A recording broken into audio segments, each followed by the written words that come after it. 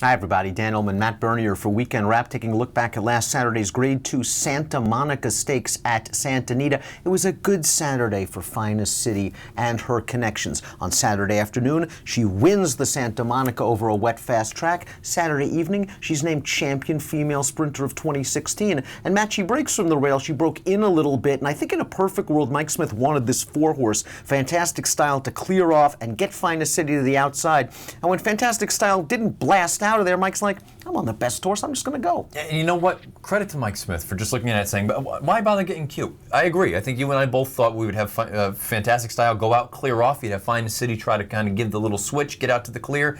At this point, forget about it. You think you're on a better animal, go on with it. The fractions look fast and they're honest. I'm not going to say that they were blistering, particularly for a horse that just won the Breeders' Cup Filly and Mare Sprint.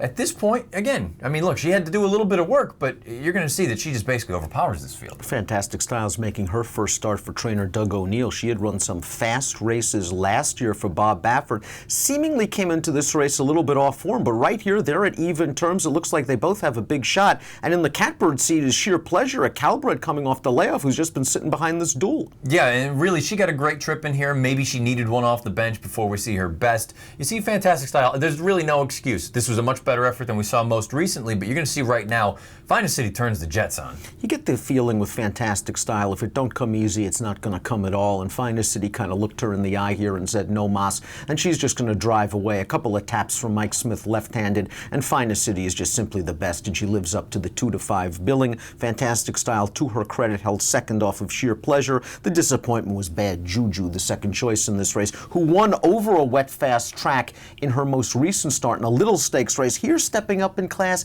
she just was out-sprinted early and never came with her kick. Well, we talked about it. I mean, she was the underlay of the race by far, and we said after the race, we're just going to take a guess and say she probably ran her race. Well, guess what? If you look at it from a buyer standpoint, she ran an 82 coming off the heels of an 83. She ran her race.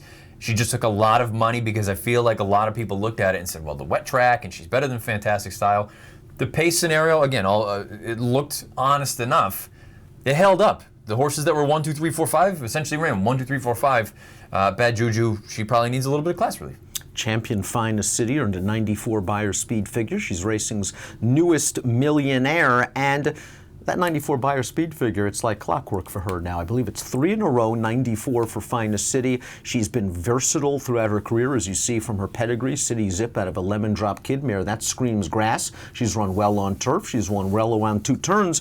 And the barn is saying she's the champion filly and mare sprinter, but we're still going to stretch her out down the road. And you know what? That's their prerogative. I can't knock it. Obviously, I don't own the horse. I would prefer to see her stay short. If they did decide to go long with her, try the turf, because she ran well enough in those turf races last year as a 4-year-old that you would like to think one of those, especially in Southern California, where it's basically just a revolving door of whoever wins those races, you'd like to think that she's just good enough on class alone to get one.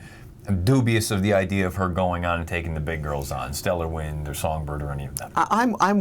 I have no problem stretching her out. I wonder if a 1 1/8 is really what she wants. And there are 2 1 1/8 races that this barn is circled, according to Steve Anderson's recap of the Santa Monica. The Santa Ana on turf on March the 12th, and then 6 days later, the Santa Margarita on dirt. And in the Santa Margarita, she'd face much tougher competition than she was facing here. I think a 1 1/8 is really pushing it for her. I have no problem stretching her out to a mile, maybe a 1 1/16. You get to that 1 1/8, now we're really pushing it. Yeah, agreed. I would like to see the Santa Ana. I think that would be a perfect spot. A mile on the turf. Again, you look at it, who are you shaking in your boots? You're probably going to go off favorite in that spot, not just because of what you did as a 4-year-old and now early on as a 5-year-old, but because you're probably just the best horse in there. And I still would love to see, and you know, who knows, we'll find out. I'm sure Steve Anderson and Brad Free, they'll have more about whatever the ultimate goals are.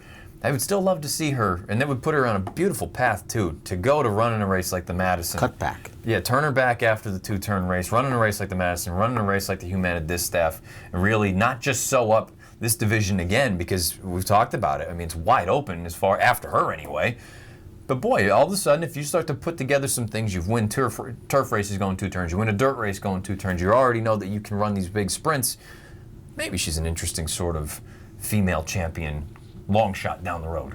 Not sure we'll get that mid-90 buyer from Fantastic Style anymore. This was a good effort for her, and I think if she stays in the Grade 2, Grade 3 rank sprinting, she can pick up checks. I'm not sure she's going to get back to that form she had with Baffert. Wonder if you get her back to a race like that Great Lady M at Los Al, where she's won that in the past. And I'm sure the connections, Doug O'Neill, Kaleem Shah, and everyone are looking at it saying, find a city, go stretch out, get out of here, leave, because after that, again, it's wide open. Sheer Pleasure is a Calbred that can probably run at 1 mile and a 16th and is very comfortable at that distance. As we mentioned, this was her first start off a long layoff. She ran well, but she also had a really great trip, and she seemed to like the wet track. She would be tough against Calbreds. I'm not sure if she's a true graded stakes winning kind of horse. Yeah, it'll be interesting to see what they ultimately do with her. I thought she ran just fine here. She had a beautiful trip, don't get me wrong, but she can stretch out, and I wonder if ultimately that's what she does. And again, the fact that she's a Calbred, you have many more options than some of these other open sort of horses do. Finest City has options, whether it's turf, whether it's dirt, whether it's sprinting, whether it's going long. It looks like she'll be going long in the near future after this 94 Beyer speed figure victory in the Grade 2 Santa Monica, her 5-year-old debut.